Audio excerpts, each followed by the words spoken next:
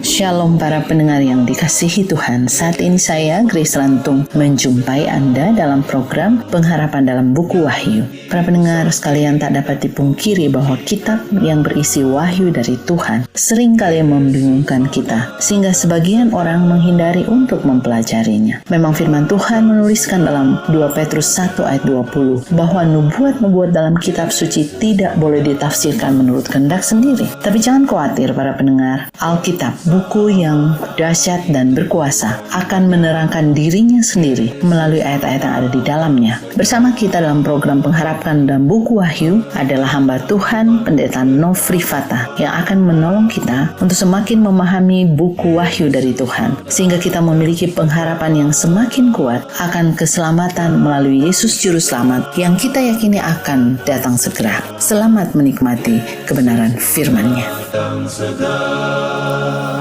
Shalom para pendengar yang dikasihi Tuhan. Kembali lagi bersama saya Pendeta Nofri Fatah dalam seri pendalaman firman Tuhan ini dengan tema pengharapan dalam kitab Wahyu. Namun sebelum kita membahasnya, mari kita berdoa. Bapa kami yang di sorga, terpujilah namamu Tuhan pada saat ini. Kami mohon kiranya Engkau mengaruniakan kepada kami kuasa Roh Kudus-Mu, agar kami boleh mempelajari firman-Mu dan mengerti dan mengaplikasikannya dalam hidup kami. Terima kasih Tuhan, Engkau sudah mendengar dan menjawab doa kami. Di dalam nama Yesus kami berdoa. Amin. Saudara pendengar yang saya kasihi di dalam Yesus Kristus, topik saat ini adalah wahyu mengungkapkan hayal yang mematikan bagian ketiga. Pada pembahasan sebelumnya dari topik ini, bagian 1 dan 2, kita telah pelajari bahwa Tuhan Allah membentuk manusia dari debu dan tanah. Allah membentuk Adam dari debu. Itulah tubuh manusia. Kemudian Allah berkata, Dia menghembuskan ke dalam hidungnya nafas kehidupan. Alkitab tidak mengatakan bahwa Allah meniupkan jiwa kepada manusia. Dia membentuk tubuhnya dari debu tanah. Dia menghembuskan ke dalam hidungnya nafas kehidupan dan manusia menjadi makhluk yang hidup. Saudaraku, Alkitab tidak pernah menggunakan istilah jiwa abadi atau keabadian jiwa. Alkitab menggunakan kata jiwa 1600 kali dan tidak pernah sekalipun menggunakan kata-kata jiwa abadi. Saudara, hanya Tuhan yang abadi, hanya Allah yang tidak dapat mati. Alkitab juga mengajarkan bahwa manusia adalah satu unit yang terpadu yang terdiri dari fisik, mental, dan rohani. Sehingga komponen-komponen ini tidak dapat dipisahkan. Ketika kita mati, itu adalah istirahat sempurna. Anda tidak tahu berlalunya setiap waktu. Ketika orang yang kita cintai meninggal, sebagai orang percaya, hidup mereka tersembunyi dengan Kristus di dalam Allah. Dia telah menyimpan identitas sejati mereka. Tidak ada yang mereka rasakan sementara berlalunya waktu. Mereka tidak tahu tentang kesulitan anak-anak. Mereka tidak tahu tentang sakit hati dari saudara-saudara mereka. Mereka tidak tahu tentang trauma yang istri mereka hadapi. Mereka sedang tidur. Tidak ada perjalanan waktu lagi. Sebagaimana Kristus datang, hidup kita telah tersembunyi dengan Kristus di dalam Allah. Dia memanggil, Ridwan, bangkit. Joko, bangkit. Ahok, bangkit. Mei bangkit. Ucok bangkit.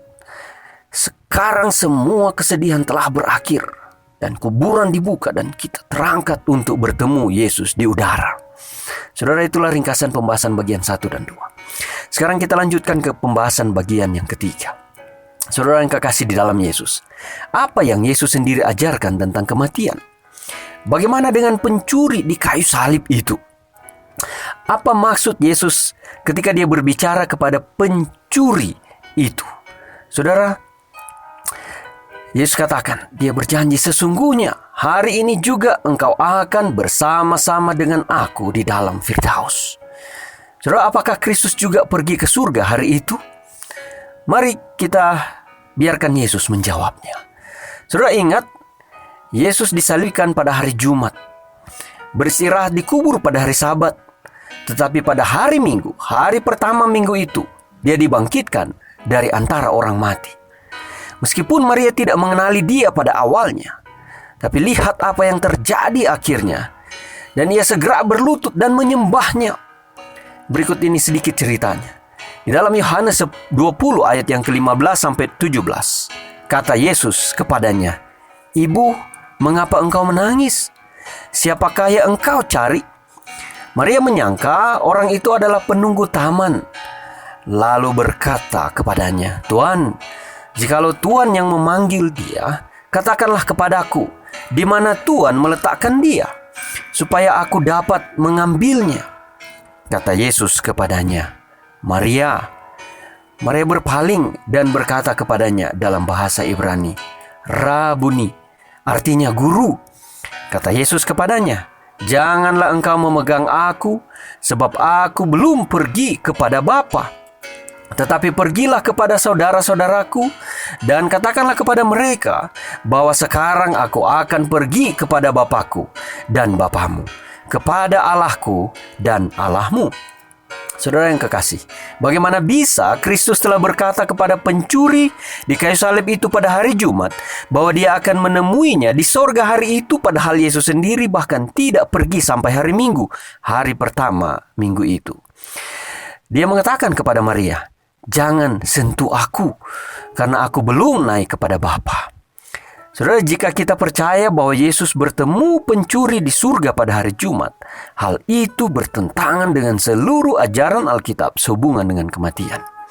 Kemudian kedua, jika Yesus belum naik kepada Bapanya pada hari Minggu pagi, bagaimana mungkin dia telah mengatakan kepada pencuri pada Jumat bahwa mereka akan berada di surga hari itu? Apakah kita dipaksa untuk percaya baik pernyataan Kristus kepada Maria pada hari Minggu pagi atau janjinya untuk pencuri pada hari Jumat sore? Ketika kita menemukan sebuah kontradiksi dalam Alkitab, kita segera menyadari bahwa ada sesuatu yang salah. Bukan dengan firman Allah, tetapi dengan pemahaman kita yang terbatas atau dengan terjemahan itu. Namun kontradiksi ini langsung dapat kita selesaikan hanya dengan cara yang sederhana, yaitu memindahkan koma pada satu kalimat. Saudaraku, penempatan koma dapat membuat perbedaan. Kita harus ingat bahwa tanda baca yang ditemukan dalam Alkitab tidak terinspirasi, saudara-saudara. Bahkan kitab Perjanjian Baru dalam bahasa Yunani yang asli tidak memiliki tanda baca sama sekali. Tanda baca tidak ditambahkan sampai sekitar tahun 1400 atau lebih. Itu 1400 tahun setelah Kristus. Jadi tanda baca pasti tidak terinspirasi. Saudara perhatikan. Tanda baca itu membuat perbedaan. Dan ini membuat perbedaan ketika datang ke pernyataan Kristus untuk pencuri di kayu salib. Mari kita lihat apa yang dikatakan Yesus di dalam Lukas 43, maaf. Dan Yesus berkata kepadanya, "Sesungguhnya, aku berkata kepadamu, hari ini Anda akan dengan aku di dalam Firdaus." Saudara, sesungguhnya, aku berkata kepadamu, hari ini engkau akan bersama dengan aku di dalam Firdaus. Dengan menempatkan koma sebelum kata hari ini, memberikan kesan bahwa pencuri dan Yesus akan berada di surga bersama-sama hari itu. Seluruh arti berubah jika Anda menempatkan koma setelah kata hari ini. Seperti berikut ini. Dan Yesus berkata kepadanya, "Sesungguhnya, aku berkata kepadamu hari ini, engkau akan bersama dengan aku di dalam Firdaus." Saudaraku, bagaimana kita tahu di mana koma harus ditempatkan dalam bagian sebelumnya? Berikut adalah bagaimana Anda tahu. Pertama, ayat-ayat dalam Alkitab tidak bertentangan satu sama lain. Ketika Tuhan berkata 53 kali dalam bahwa kematian adalah tidur, ketika Tuhan berkata 1600 kali, tidak ada jiwa yang abadi. Ketika Alkitab berkata, karena orang-orang yang hidup tahu bahwa mereka akan mati, tetapi orang-orang yang mati tidak tahu apa-apa.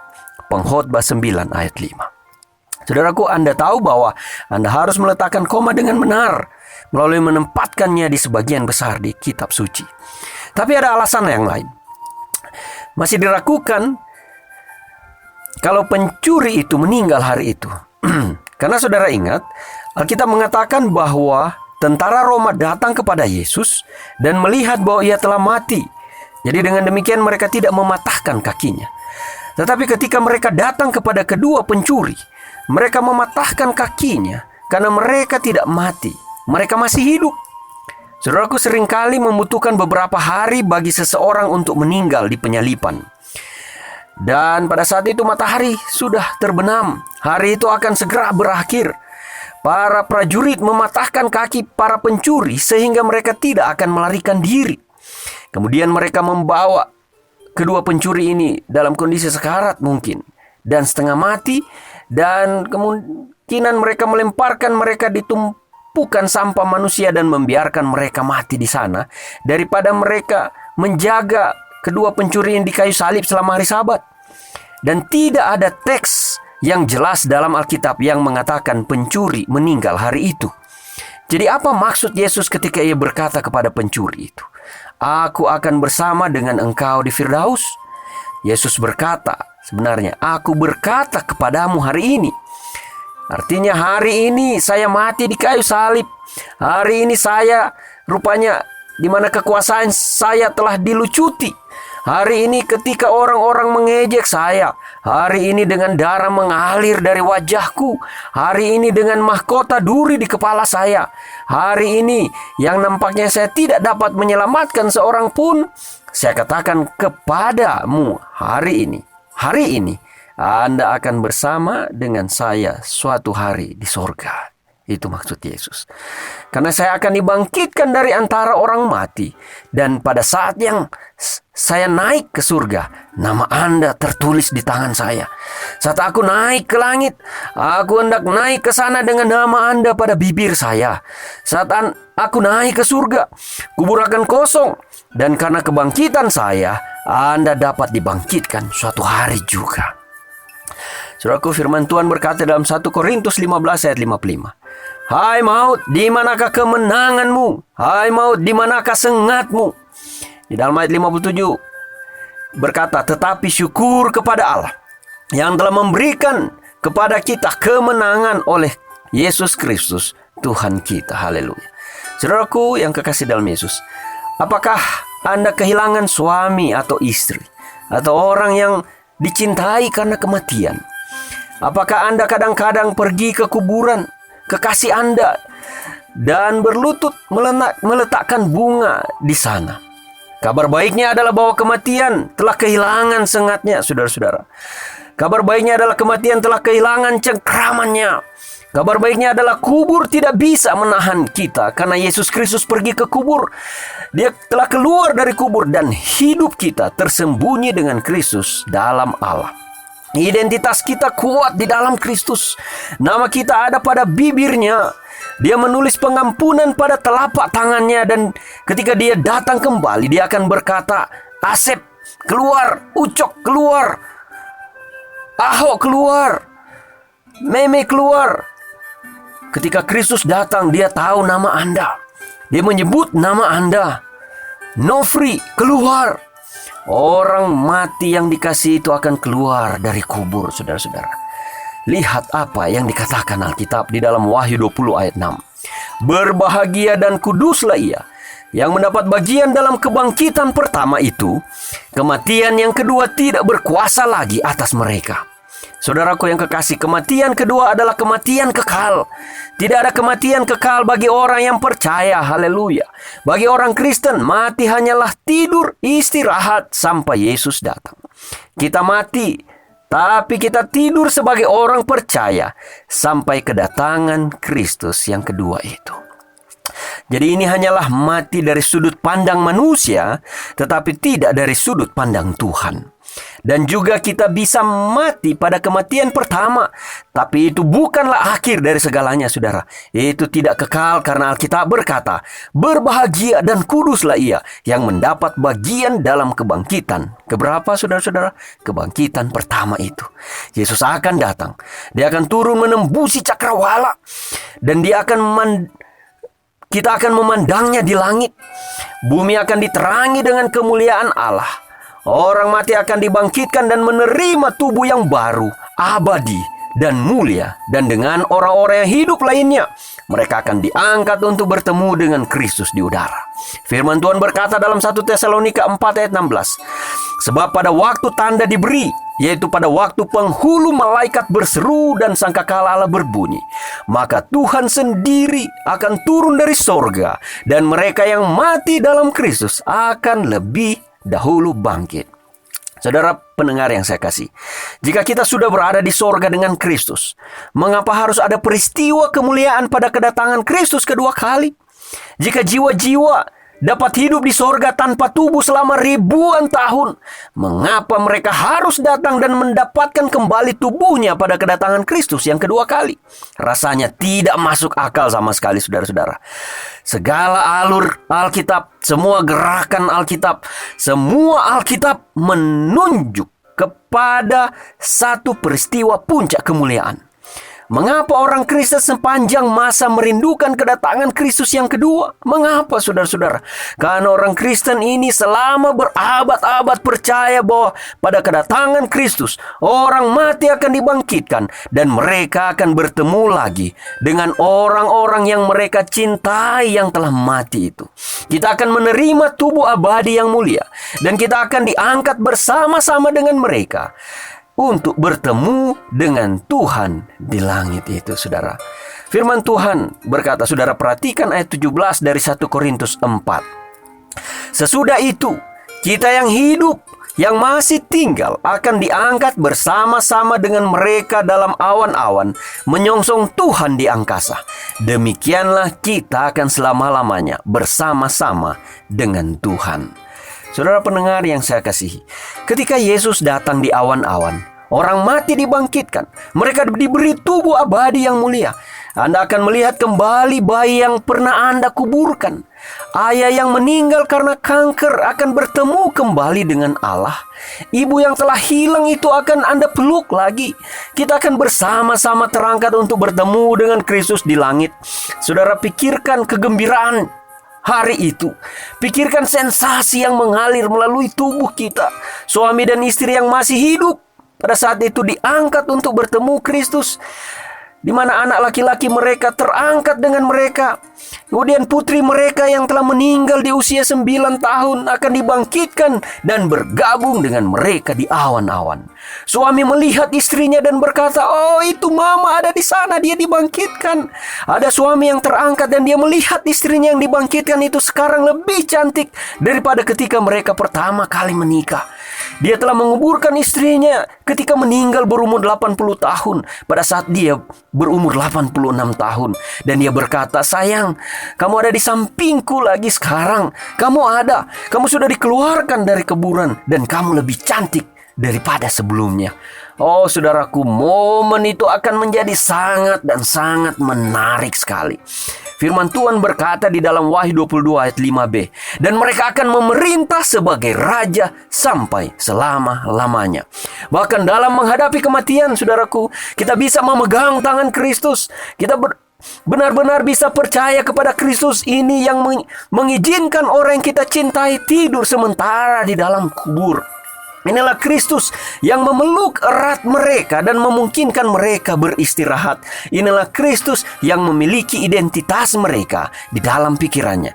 Kristus ini yang telah menandai makam kubur mereka.